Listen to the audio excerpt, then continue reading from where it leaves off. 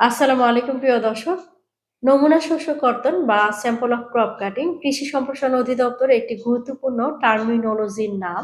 এটি মূলত একটি পরীক্ষণ পদ্ধতি, যে পরীক্ষণ পদ্ধতির মাধ্যমে একটি নির্দিষ্ট এলাকার একটি ফসলের নির্দিষ্ট জাতের কি পরিমাণ ফলন হলো সে সম্পর্কে সম্যক ধারণা পাওয়া যায়।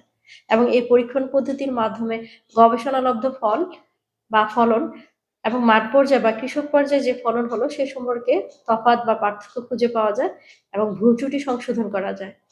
এই পরীক্ষণ পদ্ধতির মাধ্যমে একটি এলাকার বা একটি দেশের সার্বিক যে উৎপাদন হলো বা ফলন হলো সে সম্পর্কে সুস্পষ্ট ধারণা পাওয়া যায় এবং একটি দেশ বছরে খাদ্য ঘাটতিতে থাকবে নাকি খাদ্য উদ্বৃত্তে থাকবে সে সম্পর্কেও সুস্পষ্ট ধারণা পাওয়া যায়। নমুনা শস্য কর্তন ধান পাকার পরে পুরো জমির ধান কর্তনের পূর্বে দৈব চয়নের মাধ্যমে মাত্র 20 বর্গ মিটারের ধান বৃত্তাকার পদ্ধতিতে কর্তন করা হয়। আর এই বৃত্তাকার পদ্ধতির ধান কর্তনের জন্য ব্যাসার্ধের পরিমাপ হবে 2.523 মিটার এবং একটি কেন্দ্র থেকে 2.523 মিটার ব্যাসার্ধ পরিমাপ করে একটি বৃত্ত পরিমাপ করা হয় এবং এই পরিমাপকৃত বৃত্তের অন্তর্ভুক্ত যে সমস্ত ধান থাকবে সেই সমস্ত ধান কর্তন করা হয়। কোনো একটি ধানের কুশি বা শিকড়ের অর্ধেকের বেশি যদি বৃত্তের ব্যাসার্ধের মধ্যে পড়ে তাহলে সেই সীমানার ধান কর্তন করতে হবে।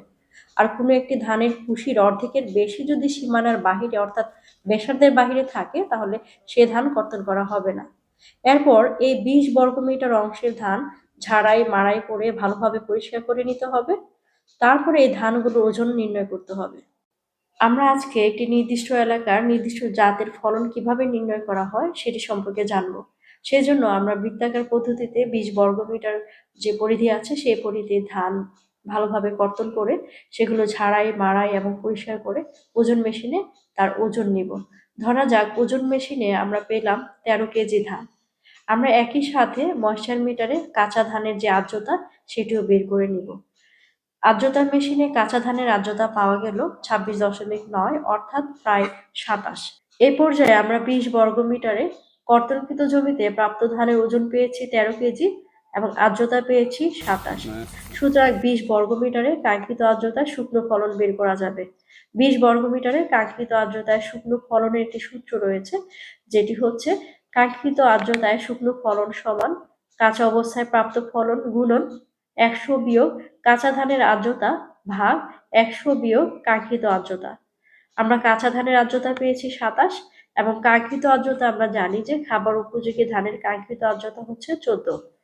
এরপরে ক্যালকুলেশনের মাধ্যমে আমরা যে ফলন পেলাম সেটি হচ্ছে শুকনো ফলন প্রায় 11 কেজি। এভাবে আমরা হেক্টর প্রতি ফলন বের করতে পারি।